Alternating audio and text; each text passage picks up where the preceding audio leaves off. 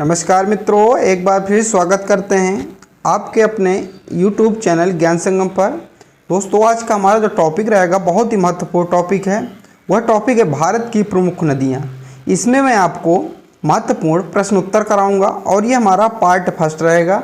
इसके बाद part second लेकर आऊँगा। ये जिसमें आपको 50 क्वेश्चन रहेंगे, लेकिन 50 क्वेश्चन में से अगर हम विस्तार से पढ़ेंगे तो ये आपको लगभग 200 क्वेश्चन आपके तैयार हो जाएंगे इस 50 क्वेश्चन में से। ठीक है, लेकिन इसके बाद हम सेकंड पार्ट भी इसका लेके आ जाएंगे आपके लिए। देखिए, जहाँ पर एक्स्ट्रा फैक्ट की ज़रूरत होगी एक्स्ट्रा फैक्ट करवाया जाएगा, और जहाँ पर ट्रिक की ज़रूरत होगी वहाँ पे से आपको ट्रिक से भी तुरंत याद करवाया जाएगा। कोई भी चीज़ जो है बाद के लिए नहीं छोड़ी जाएगी, जैसा भी होगा वैसा किया जाएगा। और जहाँ पर इतिहास का पोर्शन होगा उसको इतिहास से रिलेट करेंगे, और बाकी जहाँ पे ट्रिक होगा उसको ट्रिक से याद करेंगे। मैंने अभी आपको बता दिया। और जहाँ पे चित्रों की ज़रूरत होगी उसको उन चीज़ों को हम चित्रों से देखेंगे, क्योंकि जो चीज़ें होती हैं चित्रों से हमारी ज़्यादा याद रहती हैं। और अगर कोई नई शब्दावली बीच में आती है तो उस शब्दावली को भी हम समझेंगे, फिर अगले क्वेश्चन पर जाएंगे। तो बिना किसी देरी के चलिए शुरू करते हैं हम अपने पहले क्वेश्चन से। तो हमारा पहला क्वेश्चन है, भारत में प्रवाहित होने वाली सबसे बड़ी नदी कौन सी है? यानी कि भारत की सबसे बड़ी नदी कौन सी है जो भारत में प्रवाहित होती है, यानी कि बहती है? तो ऑप्शन नंबर डी हमारा सही उत्तर हो जाएगा, गंगा नदी है। अगर अब इसकी लंबाई की बात करें तो गंगा नदी की जो लंबाई 2525 किलोमीटर है।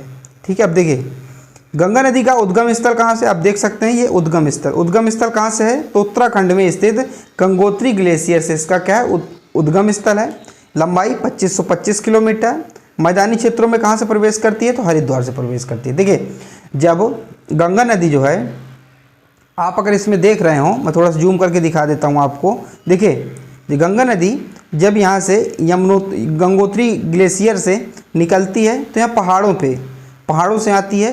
धीरे धीरे पहाड़ों से आती है तो एक जगह पड़ती है हरिद्वार के पास। तो हरिद्वार से क्या मैदानी क्षेत्रों में आ जाती है। ठीक है, मैदानी क्षेत्रों में आ जाती है और ये हरिद्वार से होते होते उत्तर प्रदेश के बॉर्डर पर आती है। और ये उत्तर प्रदेश में जो बिजनौर जिले से प्रवेश की जाती है। कहाँ से? बिजनौर जिले से उत्तर प्रदेश में गंगा नदी प्रवेश करती है। और ये उत्तर प्रदेश के बिहार हो गया, पश्चिम बंगाल हो गया, आदि राज्यों में बहते हुए ये ऐसे ऐसे करके यहाँ पे बंगाल की खाड़ी में मिल जाती है। और यहीं पे जो है यहाँ से ब्रह्मपुत्र नदी आती है, और यहीं पे ये क्या लोग डेल्टा का निर्माण करते हैं। तो आदि चीज़ें मैंने आपको बता दी है। ठीक है, अब यहाँ से एक क्वेश्चन बहुत ज़रूरी बनता है जो उत्तर प्रदेश वाले हैं, पुलिस का जिसका एग्ज़ाम हो, जो भी जिनमें यूपी के पूछी जाती है, उसमें पूछा जाता है कि गंगा नदी में उत्तर प्रदेश का प्रवेश द्वार किसे कहा जाता है? उत्तर प्रदेश का प्रवेश द्वार किसे कहा जाता है? तो बिजनौर को कहा जाता है। बिजनौर से अंदर आती है। ठीक है, अगला, भारत में प्रवाहित होने वाली सबसे लंबी नदी गंगा नदी है। अगर आपने देखा तो देखिए नेपाल का क्षेत्र है और यहीं से गंगा नदी की आती है, ऐसे ऐसे ऐसे, ये वाराणसी सोन गंगा ऐसे ऐसे, ये यहाँ पे ये आपसे बताया जा रहा है। ठीक है, अब देखिए ये चीज़ तो हमने पढ़ लिया। दूसरी चीज़ हमारे लिए बहुत इंपॉर्टेंट है, गंगा नदी की सहायक नदियाँ। गंगा नदी की सहायक नदियाँ कौन कौन सी हैं? हमने बहुत बार याद करने की कोशिश की, नहीं लेकिन याद होता है। इस बात को मैं समझ सकता हूँ, इसलिए मैं आपके लिए ट्रिक लेकर आया हूँ। तो गंगा नदी की सहायक नदियाँ कौन कौन सी हैं? प्रमुख सहायक नदियाँ हैं। एक ट्रिक के माध्यम से समझिए। तो एक जो ट्रिक है, ट्रिक क्या कर रहा है? यशोदा को राम सा कंगन चाहिए। ये क्या है? यशोदा को राम सा कंगन चाहिए, ये हमारी ट्रिक है। देखिए, यशोदा से या से होगा यमुना नदी, क्या हो गया? या से होगा यमुना नदी, सा से हो गया सोन नदी, सोन, और दा से होगा दामोदर। तो यशोदा, यमुना, सोन, दामोदर। आप इस ट्रिक को 2 से 3 बार याद कर लीजिए, फिर 2 बार, मात्र आप 2 बार जो है 2 बार रफ में लिख लीजिए, डिटेल से एकदम याद हो जाएगा। ट्रिक होती है इसीलिए कि क्योंकि जटिल चीज़ों को थोड़ा सा शॉर्ट में याद करें। फिर को से होता है कोसी नदी, राम से होता है रामगंगा नदी, माँ से होता है महानंदा, सा कंगन, सा से शारदा या काली नदी, और कंगन करनाली नदी, और गंडक, गन से गंडक नदी। चाहिए का कोई मतलब नहीं। तो ये है गंगा नदी की प्रमुख सहायक नदियाँ। देखिए, एक ही क्वेश्चन मैंने अभी आपको करवाया, एक क्वेश्चन मैंने आपको कितना सारा बता दिया। ठीक है, अगर आप नोट्स बना रहे हो तो बनाते जाइएगा। अगर आप इसका PDF चाहिए तो टेलीग्राम से जुड़ जाएगा, इसका PDF भी उपलब्ध हो जाएगा। अगला है, सिंधु घाटी सभ्यता का प्रमुख स्थल कालीबंगा किस नदी के तट पर स्थित है? तो किस नदी के तट पर स्थित है? ये तो घग्गर नदी के तट पर स्थित है। किसके नदी के तट पर? घग्गर नदी के तट पर स्थित है। ठीक है, अब देखिए बात आई है कालीबंगा की, तो हम कालीबंगा के बारे में बात करेंगे। है क्या, ये था क्या? तो सिंधु घाटी सभ्यता का प्रमुख स्थल कालीबंगा राजस्थान के हनुमानगढ़ जिले में घग्गर नदी के तट पर स्थित है। एग्जाम में इतिहास में पूछा जाता है कालीबंगा का संबंध भारत के किस राज्य से है? तो राजस्थान से है। कालीबंगा से प्राप्त अवशेष कौन कौन से थे? तो पत्थर की चूड़ियाँ थीं, मिट्टी के खिलौने थे, बैलगाड़ी के पहिए थे, मवेशियों की हड्डी के अवशेष। और कालीबंगा का मतलब होता है काले रंग की चूड़ियाँ। तीसरा प्रश्न है हमारा, निम्न में से कौन सी दो नदियाँ पश्चिम की ओर बहती हैं? तो निम्न कौन सी दो नदियाँ हैं जो पश्चिम की ओर बहती हैं? तो नर्मदा नदी और ताप्ती नदी। कौन सी? नर्मदा नदी और ताप्ती नदी, ये पश्चिम की ओर बहते हैं। तीसरा हमारा का ए उसका सही उत्तर होगा। और ये कहाँ की दोनों की, कहाँ की हैं? ये मध्य प्रदेश की नदियाँ हैं। देखिए अब थोड़ा सा डिटेल में पढ़ेंगे। नर्मदा नदी मध्य प्रदेश के अनूपपुर जिले के अमरकंटक से निकलती है, तो आपको अमरकंटक याद रखना, अनूपपुर जिला नहीं पूछा जाता है। एवं ताप्ती नदी के मध्य प्रदेश, जो ताप्ती नदी है मध्य प्रदेश के बैतूल जिले के मुल्ताई से निकलती है और दोनों नदियाँ अरब सागर में गिरती हैं, यानी कि अरब सागर में मिल जाती हैं। ये देखो ये वाला। अब पश्चिम की ओर से बहने वाली नदियाँ, अब इसकी भी एक ट्रिक है कि कौन सी जो नदियाँ हैं जो पश्चिम की ओर से बहती हैं, कौन सी नदियाँ हैं? तो एक पहले इसका ट्रिक देख लीजिए, नाश्ते में घी लो। ये कह रहा है कि नाश्ता जब किया करो तो उसमें घी खाओ, नाश्ते में घी लो। तो ना से क्या होगा? नर्मदा नदी, सा से होगा साबरमती, ते से होगा ताप्ती, और में से होगा माही नदी, लो से होगा लूनी नदी, और घी से होगा घग्गर नदी। तो नाश्ते में घी लो, ये इसकी मुख्य ट्रिक बन जाएगी। अगला प्रश्न है, कौन सी नदी जो एक विभ्रंश से होकर गुजरती है, यानी कि रेफ्ट वैली से होकर बहती है? तो ऐसी कौन सी नदी है? तो इसका सही उत्तर होगा ऑप्शन नंबर नर्मदा नदी, इसका सही उत्तर हो जाएगा। ये हमारा यहाँ पे सही उत्तर हो जाएगा। अगला है, निम्न में से किस नदी को एक विनाशक नदी कहा जाता है? तो किस नदी को विनाशक नदी कहा जाता है? कोसी नदी को। कोसी नदी को विनाशक का मतलब जो विनाश करती है। तो बिहार का शोक भी कोसी नदी को कहा जाता है। किसको? बिहार का शोक जो है कोसी नदी को कहा जाता है, इसलिए विनाशक नदी कहा जाता है। बिहार का शोक कोसी नदी क्यों कहा जाता है? क्योंकि देखिए अब डायग्राम से समझ लीजिए कि आपने बहुत बार सुना होगा कि कोसी नदी को बिहार का शोक कहा जाता है। क्यों कहा जाता है ये देखिए, जैसे ये अभी बाढ़ नहीं है इस नदी में, मान लीजिए कोसी नदी है, इसमें बाढ़ नहीं है, ये नॉर्मल पानी है। लेकिन जब बाढ़ जल स्तर बढ़ता है तो जैसे यहाँ से आई, अब इसको मुड़ना था यहाँ से, ये मुड़ गई यहाँ से, इसको यहाँ से मुड़ना था, मुड़ गई यहाँ से। तो जितना ये कवर एरिया ज़्यादा कवर करेगी ना, तो यहाँ कहा कि बाढ़ आएगी। तो इसलिए इसको क्या कहा जाता है? बाढ़ के कारण इसको कोसी नदी को जो है बिहार की शोक कहा जाता है, बिहार का शोक कहा जाता है। अगला है, निम्न में से कौन सी नदी इच्छुवरी यानी कि ज्वारंद मुख बनाती है? तो कौन सी नदी बनाती है? तो इसका सही उत्तर होगा ऑप्शन नंबर डी, महानंदा नदी बनाती है। जो महानदी बनाती है, महानदी। कौन सी महानदी बनाती है? डी हमारा सही उत्तर होगा। अगला प्रश्न है हमारा, निम्न में से कौन सी नदी डेल्टा नहीं बनाती? तो इसका सही उत्तर होगा ऑप्शन नंबर डी, ताप्ती नदी जो डेल्टा नहीं बनाती। तीसरा हमारा ये चौथा हमारा इसका सही उत्तर हो जाएगा। अब डेल्टा कहते कैसे हैं ये इसको अब देख लीजिए। ऐसे भूभाग को कहा जाता है डेल्टा जो नदी पर लाए गए अवसादों के संचयन से निर्मित होता है। जैसे नदी बह रही है और अपने साथ जो मलबा लाती है, तो क्या ये मलबे को ऐसे छोड़ देती है, तो इसी को डेल्टा कहते हैं। आप इस पिक्चर में HD पिक्चर में आप डेल्टे को देख सकते हैं। अगला है, क्षिप्रा नदी निम्न में से किसकी सहायक नदी है?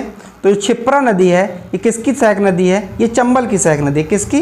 चंबल की सहायक नदी है। और जो उज्जैन शहर है, महाकाल की नगरी, बाबा महाकाल की नगरी उज्जैन, ये चंबल नदी के किनारे ही स्थित है। अब क्षिप्रा जो है क्षिप्रा नदी के किनारे स्थित है उज्जैन। क्षिप्रा नदी के बारे में कुछ बातें हैं, कौन कौन सी बातें हैं देखते हैं। क्षिप्रा नदी को मालवा की गंगा भी कहा जाता है। किसको? मालवा की गंगा भी क्षिप्रा नदी को कहा जाता है, इसको याद रखिएगा। यह भारत की पवित्र नदियों में से एक है। उज्जैन के कुंभ का मेला इसकी नदी के किनारे लगता है। और इसके उद्गम स्थल की बात करें तो इसका जो उद्गम स्थल है इंदौर के, मध्य प्रदेश के इंदौर जिले के जनापा पहाड़ियों पर इसका उद्गम स्थल है। ठीक, अगला है, पंजाब के निर्माण में सबसे महत्वपूर्ण कौन सी नदी थी जो पंजाब का निर्माण हुआ? तो इसका सही उत्तर होगा ऑप्शन नंबर ए, इसका सही उत्तर होगा सिंधु नदी का जो है पंजाब के निर्माण में बहुत बड़ा योगदान है। अब देखिए सिंधु नदी कौन से निकलती है, मैं आपको इकट्ठा 3 नदियाँ बताऊंगा। जो 3, ये देखिए क्या है, इस जो बिंदु है इसका नाम है मानसरोवर झील। ये मानसरोवर झील कहाँ है? ये मानसरोवर झील है तिब्बत में, चीन के तिब्बत में मानसरोवर झील। तो यहाँ से सबसे पहले निकलती है क्या? यहाँ से निकलते हैं सबसे पहले ब्रह्मपुत्र, फिर आती है सतलज, और यहीं से तिब्बत से निकलते हैं जो ब्रह्मपुत्र। तो 3 सिंधु नदी, अगर मैंने मिस्टेक कर दी हो बताने में तो एक बार मैं दोबारा आपको बता देता हूँ। उसे लगता है मैंने गलत बता दिया आपको, कोई बात नहीं, मैं आपको दोबारा बताता हूँ। सबसे पहले यहाँ से निकलती है कौन सी नदी, यहाँ सबसे पहले निकलती है सिंधु नदी। कौन सी, सिंधु नदी निकलती है। फिर यहाँ सतलज नदी निकलती है और इस प्रकार यहाँ से क्या, यहाँ से निकलती है ब्रह्मपुत्र नदी। और यहाँ से जब गंगा नदी यहाँ से जाती है, दोनों एक ही जगह पे मिल जाती हैं दोनों की धाराएं, तो यहीं पर ही क्या करती हैं, डेल्टे का निर्माण करती हैं। ठीक है, तो जो मानसरोवर झील से आपको चीज़ें याद रखें, 3 नदियाँ मेन रूप से निकलती है मानसरोवर झील से, जो तिब्बत में है। तो सिंधु नदी की बात करें तो सिंधु नदी कुल लंबाई कितनी है, 2880 इसकी लंबाई है। भारत में कितनी लंबाई है, तो 1414 किलोमीटर इसकी भारत में लंबाई है। तिब्बत में से सिंघी, खम्मोम या शेर का मुख के नाम से भी जाना जाता है। इतना आपको याद हो गया। अगला, गंगा नदी को बांग्लादेश में किस नाम से जाना जाता है, तो जो गंगा नदी इसको बांग्लादेश में पद्मा के नाम से जाना जाता है। किसके नाम से, पद्मा के नाम से जाना जाता है। ये हमारा एकदम से उत्तर हो जाएगा। अब पद्मा के नाम से क्यों जाना जाता है, देखिए जो गंगा नदी है वहाँ से निकलकर यहाँ से बहती बहती आती है, तो एक स्थान पड़ता है पश्चिम बंगाल में, उस स्थान का नाम रहता है फरक्का। क्या नाम रहता है, फरक्का। तो फरक्का में एक बैराज है, ठीक है। बैराज से क्या होता है, उसके नीचे से जो गंगा नदी है 2 भागों में विभाजित हो जाती है। कितने भागों में, जब 2 भागों में जब गंगा नदी विभाजित हो जाती है, तो एक जो शाखा है, एक शाखा चली जाती है कलकत्ता की तरफ, और एक शाखा जो गंगा नदी की, और एक शाखा चली जाती है बांग्लादेश की तरफ। जो शाखा बांग्लादेश की तरफ जाती है उसे पद्मा कहा जाता है, और जो कलकत्ता की तरफ जाती है, कोलकाता की तरफ, उसे हुगली नदी कहा जाता है। मेन ये है गंगा नदी, लेकिन जो फरक्का नामक स्थान है पश्चिम बंगाल में, वहाँ से डिवाइड हो जाती है और 2 भागों में बढ़ जाती है, तो इसी को अलग अलग नामों से जाना जाता है। ठीक है। अगला प्रश्न, बांग्लादेश में पद्मा और यमुना जलधाराएं मिलकर मुख्य किस नदी का निर्माण करती हैं, तो किस नदी का निर्माण करती है, तो मेघना का करती है। किसका, मेघना का करती हैं। अब देखिए जो पद्मा मैंने आपको बताया, गंगा नदी का उपनाम है पद्मा, और जमुना है, देखिए जमुना है ना कि यमुना, जो जमुना है ये ब्रह्मपुत्र नदी की का उपनाम है। तो ब्रह्मपुत्र नदी की यमुना नदी और गंगा की पद्मा नदी, ये जब दोनों मिल जाती हैं तो एक निर्माण करते उसे मेघना कहा जाता है। ठीक है। अब अगला प्रश्न है, प्रायद्वीप भारत की सबसे लंबी नदी कौन सी है, तो जो प्रायद्वीप भारत है इसकी सबसे लंबी नदी कौन सी है, तो गोदावरी नदी जो है प्रायद्वीप भारत की सबसे लंबी नदी है। ये हमारा सही उत्तर हो जाएगा। अब प्रायद्वीप कहते किसे हैं, आपको बहुत लोगों को पता होगा, मैं मानता हूँ, लेकिन बहुत ऐसे बच्चे हैं जो फ्रेशर हैं, जो इस वीडियो को देख रहे हैं, उनको प्रायद्वीप नहीं पता। तो प्रायद्वीप ऐसे भाग को कहते हैं जो जल से तीनों तरफ से घिरा, उसे प्रायद्वीप कहते हैं। देखिए जैसे भारत का नक्शा है, ये भारत का जो नक्शा है, ये वाला एरिया पूरा ये जल से तीनों तरफ से घिरा है, क्योंकि इधर बंगाल खाड़ी हो गई, नीचे हिंद महासागर हो गया, इस साइड अरब सागर हो गया, तो तीनों तरफ से घिरा है ना। तो वही आपसे पूछ रहा है कि प्रायद्वीप भारत की सबसे लंबी नदी, तो मैंने आपको बताया गोदावरी नदी। और जो प्रायद्वीप किसे कहते हैं, जो भाग जो है पानी से तीनों तरफ से घिरा हो, इसलिए इसे क्या कहा जाता है, प्रायद्वीप भारत भी इतने को इसको कहा जाता है। इतना आपको समझ गया। अब हम पढ़ेंगे गोदावरी नदी के बारे में। मेरा मतलब था कि आपको प्रायद्वीप किसे कहते हैं ये आपको समझ में आना चाहिए। अगर चारों तरफ से पानी से घिरा तो उसे फिर टापू कहेंगे। ठीक है। ये देखिए गोदावरी नदी, तो उद्गम स्थल गोदावरी नदी का कहाँ है, ये त्र्यंबकेश्वर महाराष्ट्र के नासिक में है, ये इसका उद्गम स्थल है। आप लोग देख लीजिए यहाँ से क्या है, गोदावरी नदी निकलती है। किस राज्य से बहती है, किस संबंधित राज्य कौन कौन से, महाराष्ट्र है, छत्तीसगढ़ है, तेलंगाना है, आंध्र प्रदेश है और उड़ीसा है। उपनाम इसका कौन कौन से है, तो दक्षिण भारत की गंगा और वृद्ध गंगा। तो बहुत इंपॉर्टेंट है, ये लाइन आपके लिए बहुत इंपॉर्टेंट है, क्योंकि एग्जाम में पूछी जाती है कि दक्षिण भारत की गंगा किसे कहा जाता है, तो जो दक्षिण भारत की गंगा है उसे गोदावरी नदी को कहा जाता है। और वृद्ध गंगा किसे कहा जाता है, ये वृद्ध गंगा भी गोदावरी नदी को कहा जाता है, और ये बंगाल खाड़ी में जाकर मिल जाती है। इतना आपको समझ में आ गया। अगला, वैनगंगा तथा पैनगंगा किसकी सहायक नदियाँ हैं, तो इसका सही उत्तर क्या होगा, इसका गोदावरी इसका सही उत्तर होगा। ये गंगा बाद में गंगा है, जैसे वैनगंगा पैनगंगा, तो गंगा मत लगाइए कि गोदावरी इसका सही उत्तर होगा।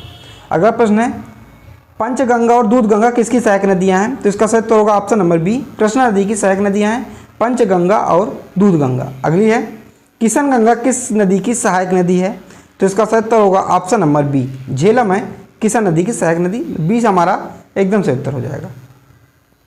अगला है, कावेरी जल विवाद किन 2 राज्यों के बीच है?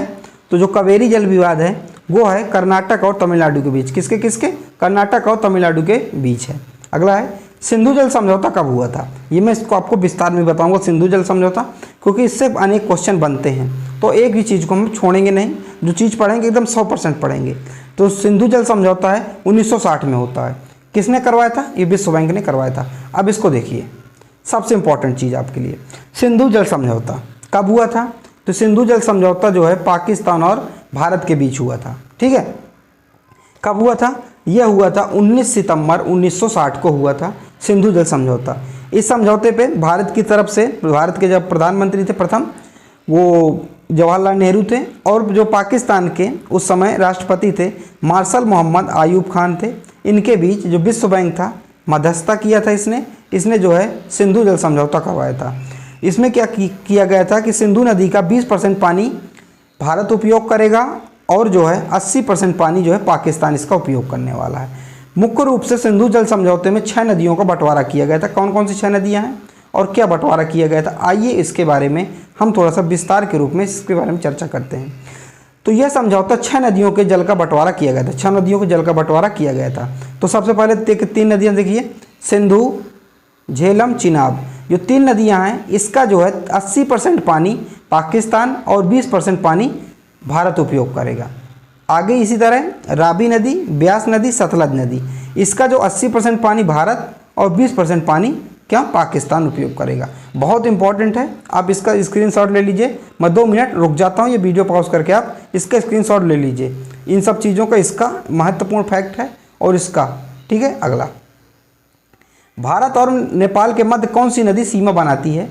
तो इसका सही उत्तर क्या होगा? इसका हमारा सही उत्तर होगा ऑप्शन नंबर सी, काली नदी। काली नदी को ही महाकाल नदी, शारदा नदी के नाम से जाना जाता है।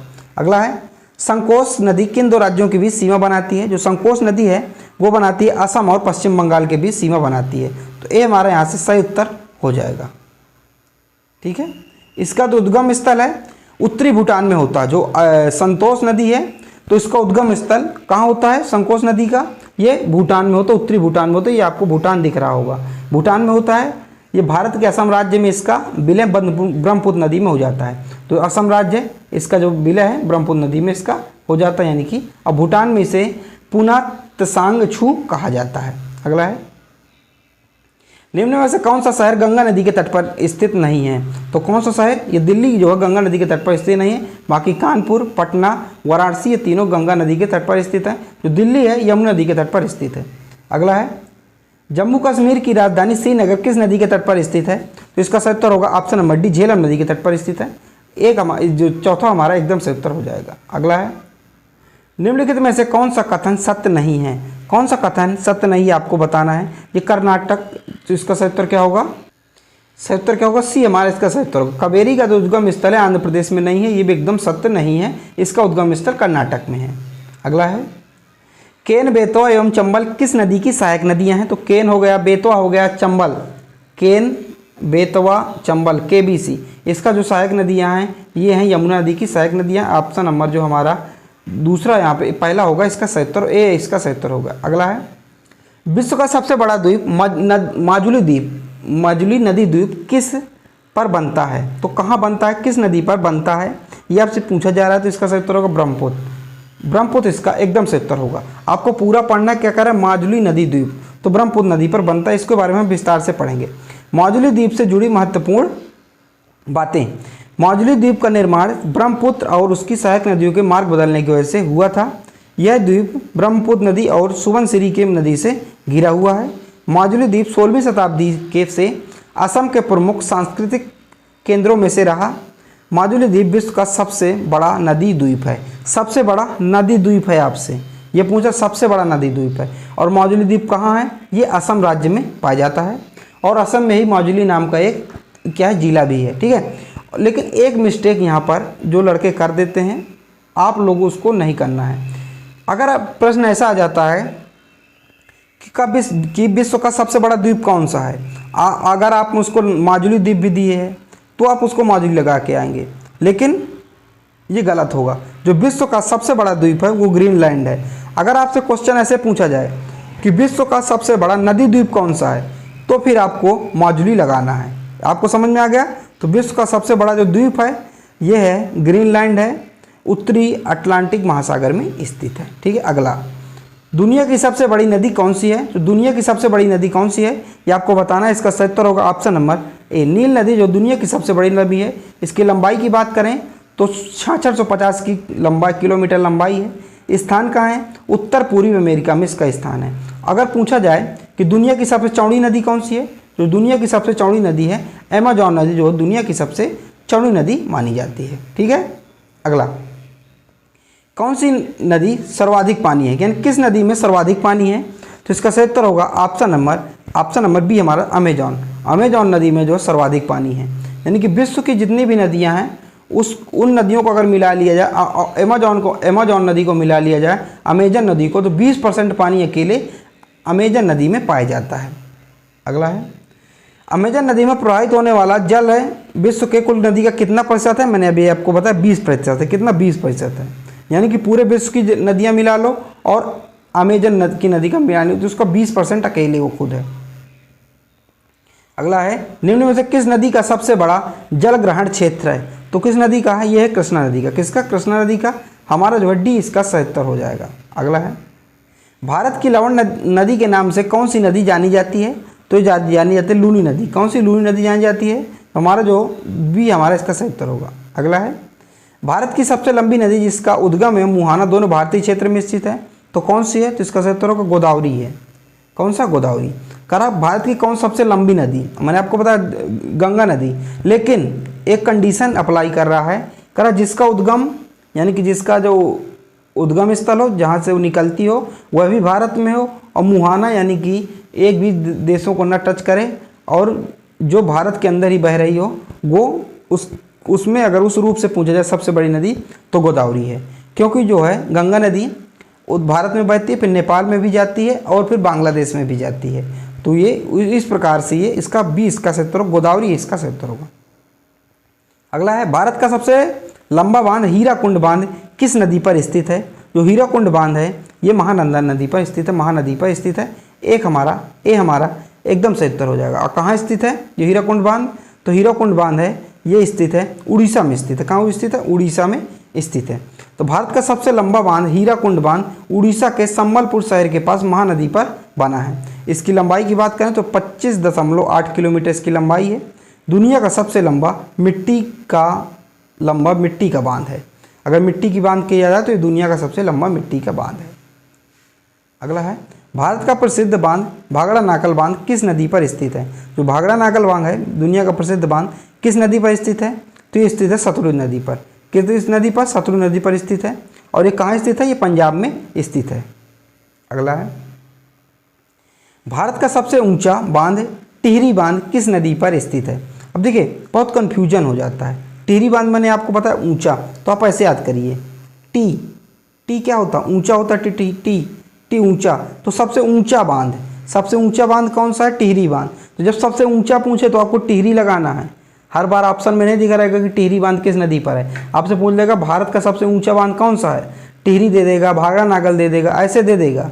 ठीक है, तो इसका सही उत्तर क्या हो जाएगा हमारा? जो इसका सही उत्तर होगा ऑप्शन नंबर ए, भागीरथी नदी पर है। तो टिहरी बांध की ऊंचाई की बात करें तो 261 मीटर है। इसे विश्व का 5वां सबसे ऊंचा बांध भी माना जाता है। ठीक है, अगला, गोविंद वल्लभ पंत सागर किस नदी पर स्थित है? तो किस नदी पर? रिहंद नदी पर स्थित है और ये उत्तर प्रदेश के अंतर्गत आता है। क्योंकि उत्तर प्रदेश के पहले मुख्यमंत्री थे गोविंद वल्लभ पंत, उन्हीं के नाम पर इसका नाम रखा गया है। अगला है, मंदाकिनी एवं अलकनंदा के संगम स्थल को किस नाम से जाना जाता है? तो किस नाम से जाना जाता है? ये जो नाम है इसके जाना जाता है रुद्रप्रयाग के नाम से जाना जाता है। एक हमारा सही उत्तर होगा, ए हमारा सही उत्तर हो जाएगा। अब देखिए, भागीरथी और अलकनंदा के जो संगम को देवप्रयाग कहा जाता है। मंदाकिनी और अलकनंदा के जो संगम को रुद्रप्रयाग कहा जाता है। पिंडार और अलकनंदा के जो संगम को इसको कर्णप्रयाग कहा जाता है। और धौली गंगा और अलकनंदा के संगम को विष्णु प्रयाग कहा जाता है, जिसे पंचतंत्र के नाम से जाना जाता है। अगला है, निम्न में से कौन सी नदी तिब्बत में नेपाल सीमा से निकलती है और हाजीपुर बिहार के पास गंगा में शामिल हो जाती है? तो गंडक नदी। कौन सी? गंडक नदी हमारा तीसरा हमारा इसका सही उत्तर होगा, सी हमारा एकदम सही उत्तर हो जाएगा। अगला है, भारत का सबसे बड़ा नदी मुख किस नदी के मुख पर है? तो सबसे बड़ा नदी मुख किस नदी के मुख पर है? तो इसका सही उत्तर होगा हुगली नदी। किस? हुगली नदी हमारा एकदम सही उत्तर होगा। एक हमारा एकदम सही उत्तर हो जाएगा। अगला है मध्य प्रदेश में गांधी सागर बांध किस नदी पर स्थित है? तो गांधी सागर बांध जो है किस नदी पर स्थित है? ये चंबल नदी पर स्थित है। किस पर? चंबल नदी में स्थित है। बी हमारा सही उत्तर हो जाएगा। अगला है निम्न में से कौन सी नदी जम्मू कश्मीर से प्रवाहित नहीं होती? तो कौन सी नदी जम्मू कश्मीर से प्रवाहित नहीं होती? इसका सही उत्तर होगा ऑप्शन नंबर ए सिंधु नदी। पहले बहती थी, लेकिन जब से जम्मू कश्मीर और लद्दाख को अलग अलग राज्य वो केंद्र शासित प्रदेश बना दिया गया, तो ये लद्दाख से बस ही बहती है।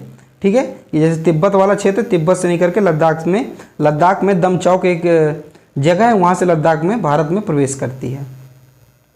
अगला है सिंधु की सबसे बड़ी सहायक नदी कौन सी है? जो सिंधु की सबसे बड़ी सहायक नदी वो चिनाब नदी है। कौन सी? चिनाब नदी है सिंधु की सबसे बड़ी सहायक नदी। बी हमारा एकदम सही उत्तर हो जाएगा। अगला है भारत की किस नदी को जैविक मरुस्थल की उपमा दी जाती है? तो इसका सही उत्तर होगा ऑप्शन नंबर बी दामोदर नदी को। दामोदर नदी को दी जाती है। अगला है कौन सा शहर यमुना नदी के किनारे स्थित है? तो कौन सा शहर यमुना नदी के किनारे स्थित है? तो ऑप्शन नंबर इसका आगरा भी देखिए यमुना नदी, दिल्ली भी है, मथुरा भी है। तो उपयुक्त सभी डी हमारा एकदम सही उत्तर हो जाएगा।